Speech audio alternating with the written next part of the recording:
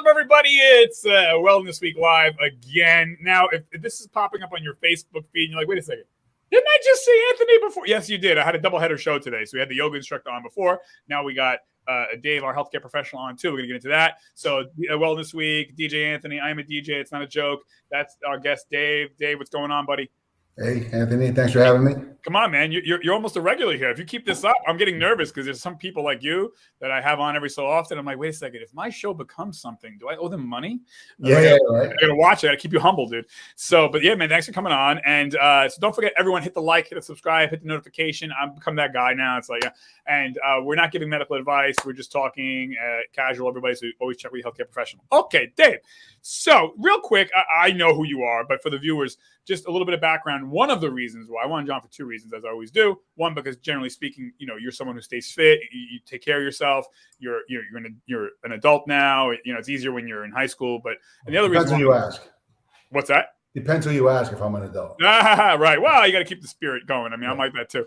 And then my other reason why is because obviously you are in the healthcare industry. You are a healthcare professional. Last time we spoke, so you were working on, I guess, aorta valves for the heart. Yeah. Okay, so you're still in that line of business. So yeah, I worked as a nurse for 21 years, mostly cardiac, but I did some ER, ICU, mostly in the cardiac cath lab where we put stents in the heart. We also worked in the brain and the periphery. People came in for a heart attack. The doctor had to open up the vessel to save their life. So I worked in that area mainly for the bulk of my career. I left that area in 2019, right before COVID. I kind of lucked out, didn't get, everything that's going on now. So, but I'm working in the industry for a company called Medtronic, and I sell aortic valves to hospitals. So okay, it's all transfemoral. So it's minimally invasive. It's a puncture through the groin or other parts of the body, but mainly through the groin. Thread a catheter up to the heart and replace the valve that way. That is straight up gangsters. That's amazing. Like I'm just like, wow, man. I know we talked about that in when I interviewed you last time about open heart surgery is increasingly less and less of a thing. Thank God. But by the way, I'm sure you saw this that they already had a successful, I guess, pig heart transplant to a person in Pennsylvania. Yeah, I saw something about that trending. I didn't really read into it too much, but that's it's pretty amazing. Technology just keeps advancing every aspect. I mean, and that's the number one killer of Americans. We talk about, people dying. Listen, I always tell people, if you think COVID's deadly, look at the heart disease numbers. Dwarfs anything that any disease will do. It is staggering. I mean, and we're talking millions and millions and millions of people over the past 40 years. I mean, it's just like, it's a travesty and it doesn't have to happen. That's the scary thing. That. And that's what I wanted to get into this today about, our nutrition, food is medicine. And I get it. People have whatever, genetic defects and stuff, but most of the heart attack deaths are not because of some weird thing that happened. It's because of, we have days and decades of fried food and beer and soda and chips and cake and cookies and sitting and more sitting and sitting. Yeah. So I wanted to talk to you about that. So someone like you, you're, you take care of yourself, you exercise, no one's perfect, but like, what would be a typical breakfast for you? So, I hate to use the word intermittent fasting because you're really just skipping breakfast, right? So in the past year or so, I've probably gotten away from eating like a traditional breakfast. Wake up, I will have a coffee, put a little bit of cream in there, half and half, no sugar, some cinnamon. And I have that with always drink a glass of water in the morning just to kind of get the body going. I think hydration is overlooked a lot in people's diet. So I'll start with a glass of water, my coffee, and then I might not eat probably till sometime 1-2 o'clock, my first meal. So I usually don't go about maybe 15 hours, probably about 15 hours or so for my first meal from the last meal I ate the night before. Right. And usually I always try to incorporate fruit, banana with peanut butter. Sometimes I'll just have a protein bar.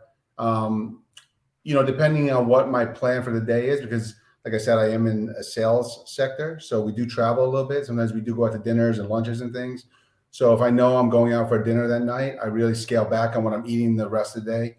So I will try to balance my calorie intake.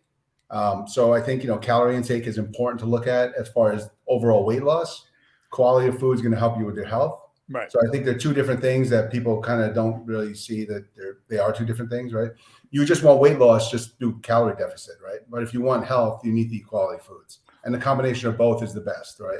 Right. Well, you just talked about something, and you talked about, like essentially you alluded to calories in, calories out, and that kind of drives me nuts because I get it mathematically, calories in, calories out, but that's only part of the story.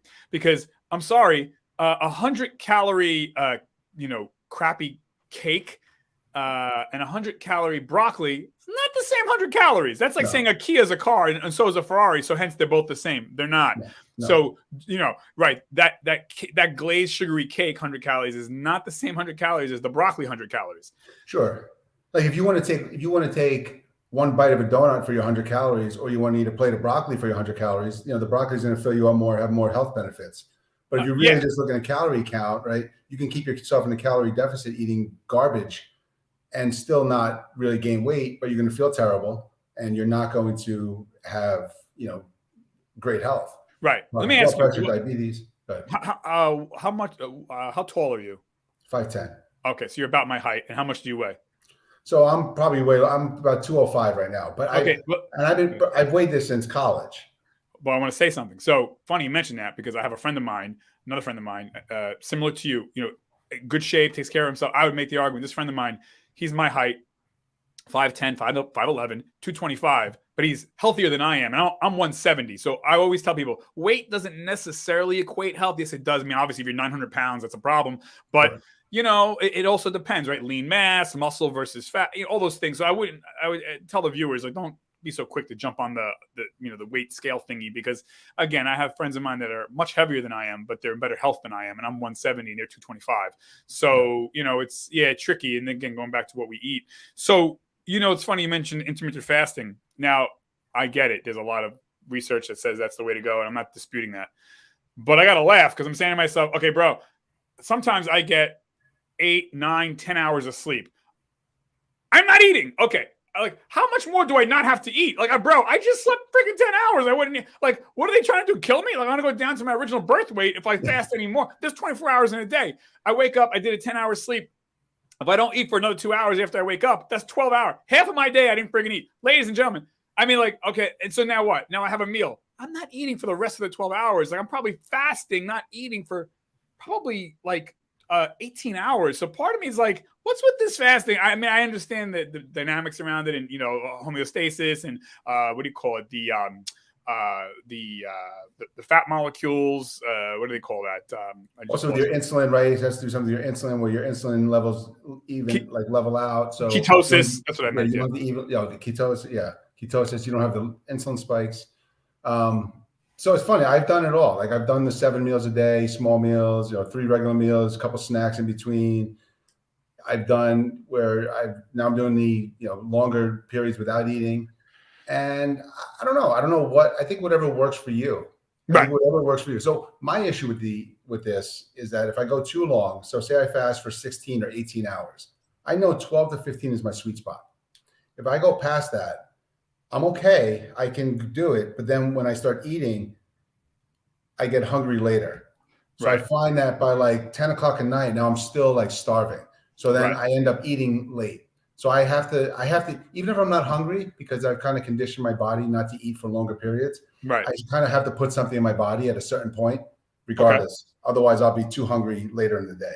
Right. And it's funny. So there was a doctor, I forgot his name, very famous cardiologist that I watch online. And he was saying, how about, also simply put, you eat when you're hungry. Most Americans don't do that, right? We eat because we're bored. It's an oral fixation. It's I'm bored. I need to have whatever, popping pretzels and cookies and bonbons. But are you really hungry though? Or is it just because, you're bored? That would probably be the other thing. Know thyself, So I want to bring that point up as well. So before every meal, the other thing I do is I drink a big glass of water within 10 minutes of before eating. And that helps hydrate you, helps fill your stomach. A lot of people feel that they're hungry and they're really not. They're thirsty because they haven't drank enough. Right. So they overeat. And by the time they feel satisfied, they ate way too much. They're full, but they still are they're still dehydrated. They still haven't drank enough water. Right. And then plus when they do eat, it's fried chicken, French fries. It's Yeah. the garbage of garbage. And not to get into it, but it's just like go down this rabbit hole. But it's like, listen, if you got people can say, oh, I got the money for that. Okay, but you got the money for the latest iPhone and the 15th pair of sneakers and you're going on vacation. Listen, you got money to eat better. Okay, let's stop. Like everyone makes me laugh when they say that. It's like, it's too And don't get me expensive. wrong. So when I do eat, right, like I don't deprive myself. If I feel like having something, pizza, I'll eat it. I don't Right. like if I want a burger, I eat it. I Right. just don't do it regularly, right? Like I said, I balance. If I know I'm going for a dinner that night, whether it be with clients or friends, and I know I'm not going to eat great, I scale back on what I eat during the day. Right. You know, you can't overdo it all the time, otherwise the weight just keeps going, right? Right.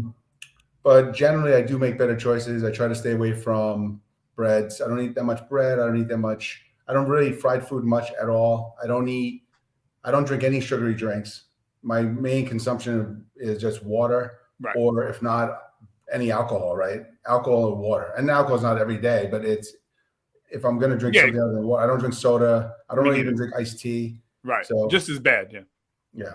Yeah, me too. I mean, I'll have exactly. The juicy drinks are crazy, bro. And people think, well, I'm not drinking soda, I'm drinking iced tea. Same crap. Like just and you know, and to your point, I'll have cake, I'll have cookies, but it's not something that is a daily thing. Mm-hmm. And you know, so I think we also forget how devastating to our bodies white bread is, or bread, or chips, or cake, or cookie. You know, that can make or break you. It can contribute to cancer and heart disease, or lean away from cancer and heart disease. And again, it's not a silver bullet, but it's stacking those odds in your favor that you don't have to be in the ER for a heart attack and Dave sees you. You know, so, but yeah, we don't want Dave seeing you. Exactly. But okay, so let me ask you this. So then, okay, lunch. What is a typical lunch for you? So again, if I'm on the road, I try to make healthier choices. I'll grab a salad. Usually, you know, if I'm at one of the hospitals, grab a salad. Sometimes I will just eat something light, just like a protein bar, like I said, depending on what I'm doing later that day.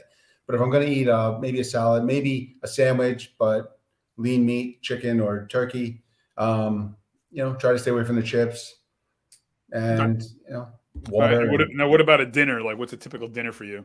Again, chicken, boring. It's well, boring. I mean, by the way, it doesn't have to be, right? People can put spices in there. You can put whatever, you know, stuff that's going to be right. So, so I've always been more of a fan of, I'll encourage more fat over the carbs, right? Yes, so like 100%. People are like, oh, red meat. Well, I'd rather eat a bowl of chili with beans and meat than eat a plate of pasta. 100%. Because now let's get into that. You know this, but right, because pasta basically is sugar in the form of noodles. It's just sugar. It's absolute. And I'm Italian. Okay, like we eat pasta. I didn't realize how devastating pasta, bread, chips, cookies, but pasta and bread.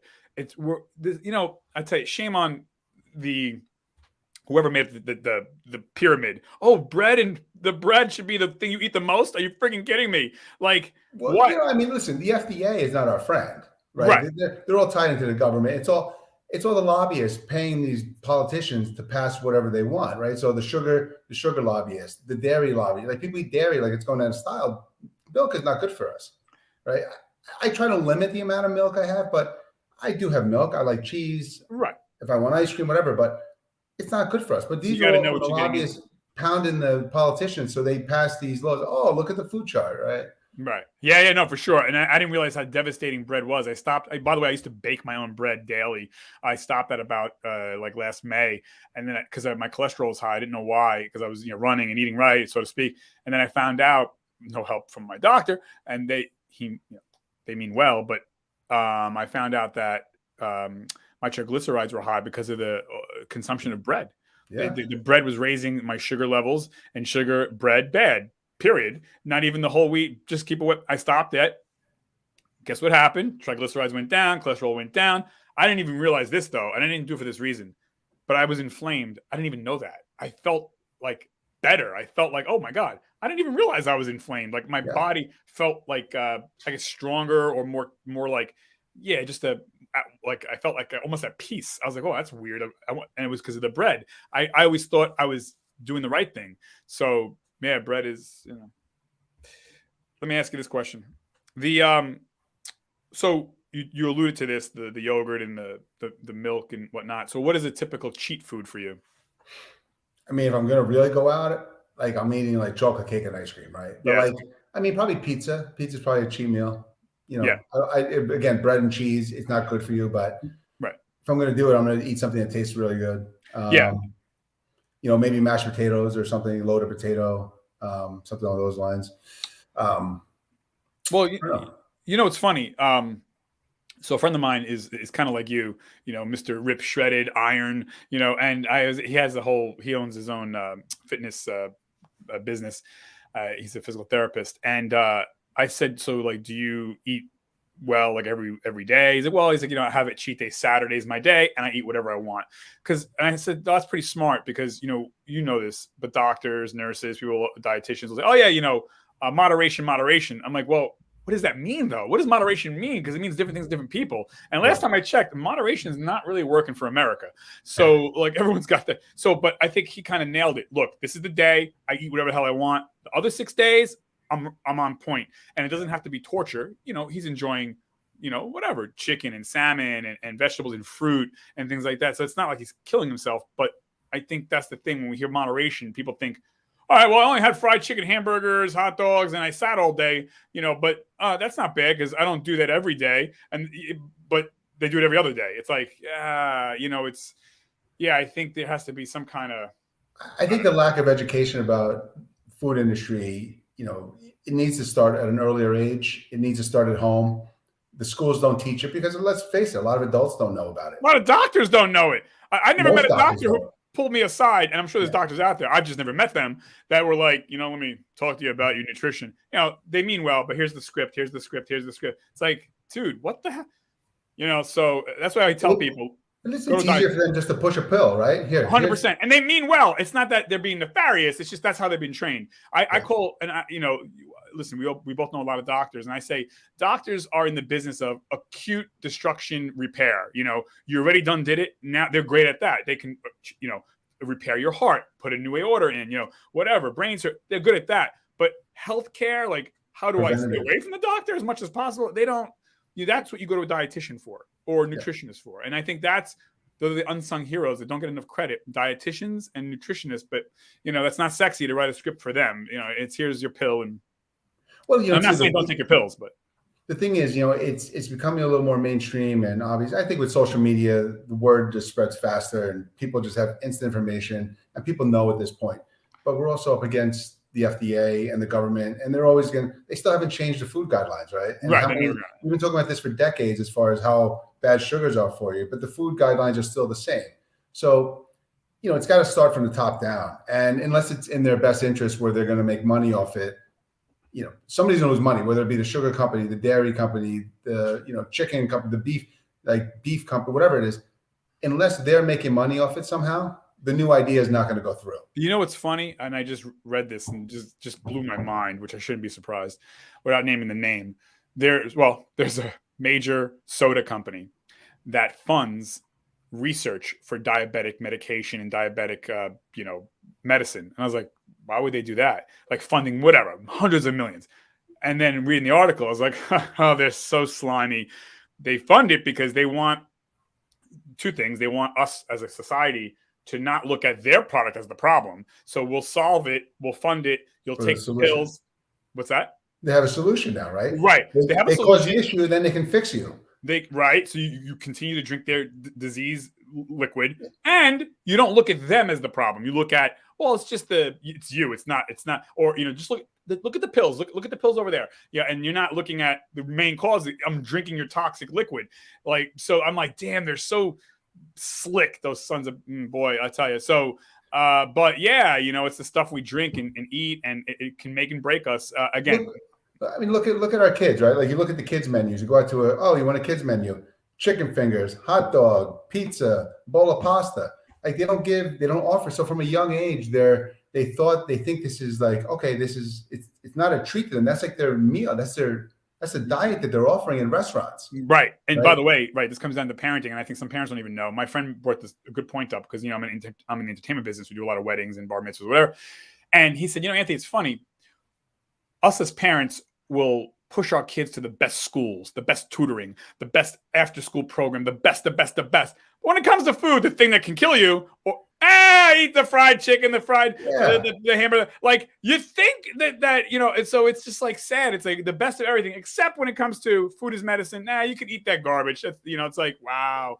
Yeah, and I mean, I get it. Listen, I'm a parent. I have 2 kids, and it's easier sometimes because otherwise you argue with them. Eat the greens or eat the fruit or whatever. Yeah. So there's got to be a balance. And at home, you can kind of mitigate this, and you give them what they get and whatever, and they eat, or you balance it with some fruit, whatever. But when you're at a restaurant, you just want to have your meal, have the meat, and get out of there without an issue, right? So I get it. But if the whole industry looked at it and started offering healthier choices starting at a young age with our kids, we'd be much better off as a society. Oh, listen, childhood obesity, this is not a joke. You see it out there. I coach tennis.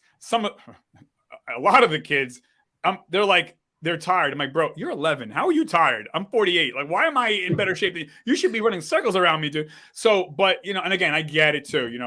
I'm a parent. You want to, right? Nothing wrong with giving your kid the treat, the hamburger, the French fry. I'm not saying don't do that, but I'm just saying, right, to your point. It's a mindset, generally speaking. All right, let me ask you this. Yeah. Unless you wanted to. Well, I was just saying, on the other side of it too, I think exercise, especially now during this pandemic, is a lot of it's fallen by the wayside. People, the gym's closed. I can't go there anymore, or whatever. Like, people don't realize that it's not that complicated, right? Like, people overthink working out. You have all these things on the internet, and like, you go on Instagram and see all these trainers, and you do all these complex movements, and you want to do CrossFit, or you want to do bar, or you want to do whatever it is, right? It's not that complicated. Just get up and move. Whether it's just go for a walk, just do something, move. But that's not sexy. That's not sexy. Nobody, right? If you're not sweating and you got the wristband on, and I'm serious. It's sad because I agree with you. And I was telling somebody in a prior show, I'll watch television, I'll stand up, and I'll just walk in place and watch the half-hour show. And that might seem like, oh, it's stupid, but I'm getting my steps in. I'm just about the mindset of motion. And to your point, I don't have to climb Kilimanjaro and be Rocky Balboa to stay in shape. You don't have to sweat your butt off. Again, it's about steps, about motion, about that mindset. Well, people will go to the mall, right? They're going to walk all around the mall, but they'll sit there and wait 15 minutes for someone to leave a spot that's 2 rows from the front door versus walking, driving, and have to walk 100 yards. Like, come on, you're gonna walk probably 2 miles in the mall. Right. And they don't see that. Well, that little bit of walk ain't gonna help me. It's not about that. It's about getting into that mindset that will help you. And I'm guilty of it too. We all are. But two flights of stairs, take them. 100%. Right? You got to go down. Go down the stairs. Don't take the elevator. Right? Yeah. Oh, yeah, for sure. And again, these add up, and that's how you wind up getting certain types of cancers or heart disease. It's an accumulation of the days, the months, the years. So that's how it works. But again, I we're in a society. It's all about the quick shot, the quick operation, And again, I'm not saying God bless our doctors. Listen to your doctor. If you need an operation, get one. I'm not saying that, but we just discredit food as medicine, and we discredit getting up and moving. Look, I've been an avid exercise guy since I was a teenager. I've been working out pretty steadily. You were the running back of the year, baby. Give me a break. Since I was about 14, 15, right? So I'm 45 now. So about 30 years I've been at this game as far as working out, trying to balance diet. And I'm not going to lie, it's getting harder as you get older. Not even finding time, just finding energy. You go through a work day. I'm at the hospital by 7. I'm up at like 5:30. I'm not working out in the morning. So you get up. It's like 8 p.m. and all right, I got to work out. So get down to the gym. I work out, whatever. I've been working out at home for over a decade, so I don't have the excuse of driving to the gym. But even so, the motivation's harder. Injuries last longer, but I still do it. And now maybe to your point earlier, you just said about making this part of your lifestyle. Well, this was incorporated to my lifestyle since I was a teenager. Right. So I don't know any different, right? And at this point, if I stop working out, I wouldn't know what to do with myself. It is part of my life. So when people say, I don't have time. No, you don't make time. There's a big difference, right? 100%. Because they make time to watch their favorite show on Netflix for an hour. And you can watch the show, stand up and walk in place. That's what I do. Yeah. So it's not about it's about making time, not having, right? Nobody can say that I don't have time. You could find 20 minutes to work out. Yeah. And it's your life, by the way. We're not saying work out so you can look pretty. It's about life and death, really. It's that important. This is not some kind of, tongue-in-cheek type of joke. I mean, it is that important. And that's who you see in the hospital getting heart disease. 9 out of 10 times, it's not because some freak accident. It's because decades of living a life of sedentariness, not eating the correct foods. That's what lands you in the hospital for, especially heart disease. And you see it, And on the opposite end of it, right? So just as much as exercise and that lifestyle becomes a habit, so does eating poorly. And that becomes a habit. And people they take the easy choice. Right. Eat the burger, eat the fried chicken, drink the soda. And they're getting bigger and bigger and bigger. And then it just, I'm the fat guy. And they kind of just becomes their character, right? It doesn't have to be that way. Yeah. No. And by the way, that's why I wanted to start this show, because am I going to cure the world? No, I'm not. But the little tiny corner that I'm operating in, I'm going to try my best, because there's enough people talking about crap food and crap lifestyles. Well, I want to be an extra person just to talk about good things. And again, I get it. I'm not going to change the world. But I just want to throw that in there to do my little part for myself too. I want to motivate myself to eat better too. I eat a lot of crap and exercise better and do, whatever, meditation, yada, yada. By the way, you spoke about exercise. Let's touch on this. So, okay, exercise, but we forget how important exercise is for our mind, for our mental health, for our mind health. We think it's only physical to get muscles, but to be a happier person too.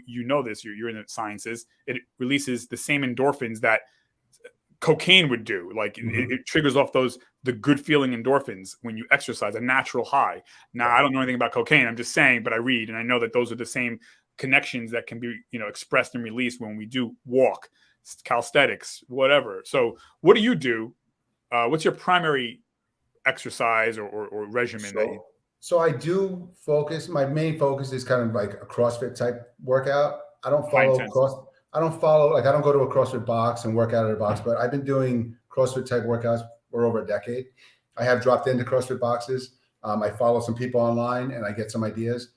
Thankfully, Coach Panacidi set me up for where I am today as far as doing all the Olympic lifting. Anybody from Palisades Park who played sports will attest to that. So clean and jerks, snatch, squats, like all this stuff. He was way ahead of his time, box jumping and doing the hyperextensions and the plyometrics, right? So he's really helped me. It was just an easy segue to get right into CrossFit. And I was fortunate enough to have that training so I can do some of these movements at home without too much other coaching. Right.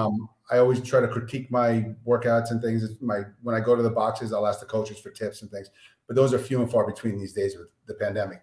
So I do mainly CrossFit workouts. I try to do a mix of cardio and weights, just kind of keep the heart rate up and try to work out and do some weights at the same time. And I do throw some bodybuilding stuff as well at the end, just to kind of, so I do look pretty, Anthony. Yeah, man. So I'm the inverse of you. I do a ton of cardio. I mean, I'm just, especially in the warmer months, because I coach tennis and I like to do triathlons and stuff like that. But it's a lot of. I actually need to do more resistance training because my arms look like noodles. And So I'll do some run, like I'll run, then I'll lift, or I have a rower.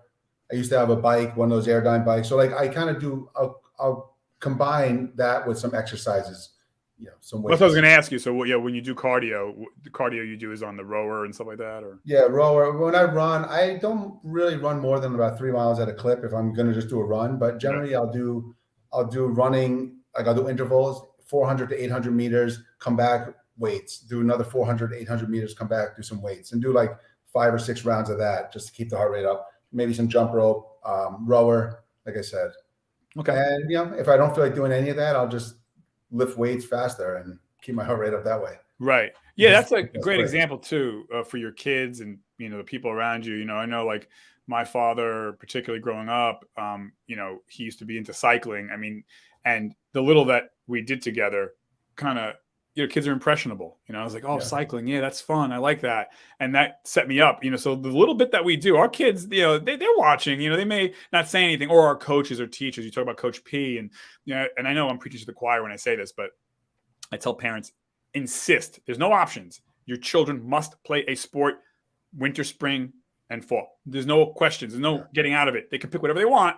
Just they have to play a sport for many reasons, not only health, but mind, strength, and how to work with people. When I hear that people aren't getting along at work, I always question and say, hey, did that person that's being the pain that took us, did they ever play a sport? And usually it's not. They haven't. So it's like, oh, they don't know how to work with people. Okay. So, but yeah, and it doesn't have to be football. It could be ping pong. It doesn't matter, but you gotta. It's so important, sports, for not just the body but the mind. And I know you know that, but no, and I agree. And kids don't necessarily remember what you said, but they remember what they saw and how they felt.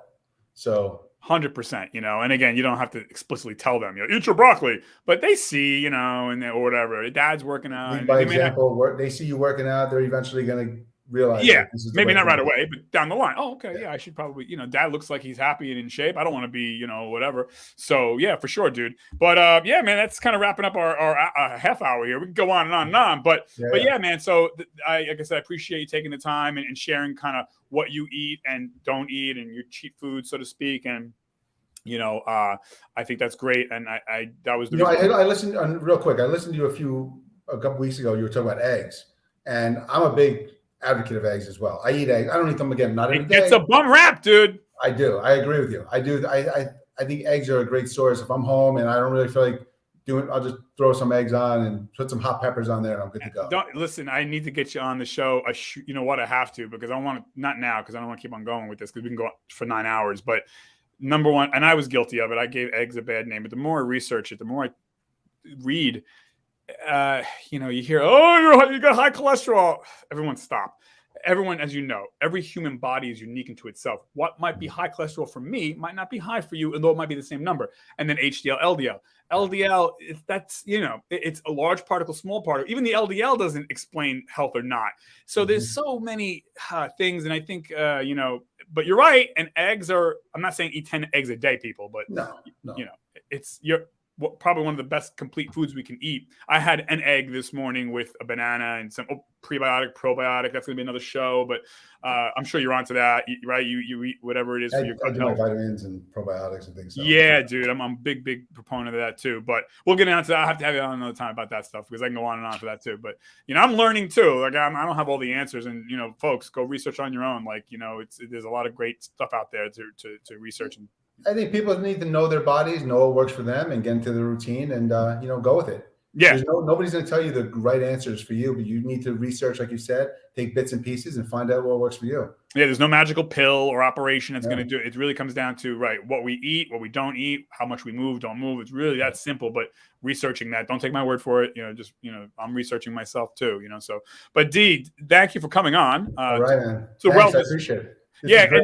Yeah, I got to make one more plug. Don't forget, folks, hit the like, the subscribe, notification. I'm a shameless salesman now, but right up my alley. So thanks, Dave, and enjoy the rest of the week, dude.